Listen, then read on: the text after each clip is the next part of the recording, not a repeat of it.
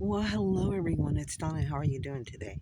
So, I had showed you a little bit earlier my Forsythia as it was starting to come into bloom, and this is it now.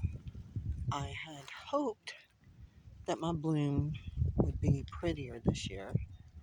I mean, but we've been in drought for a couple of years, so I'm just happy with these. But as you can see, my plants are huge, and I'm walking around.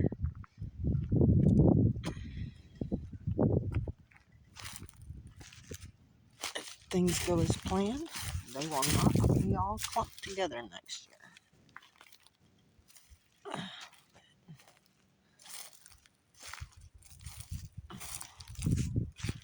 I don't want to step on my newly planted irises, but yeah,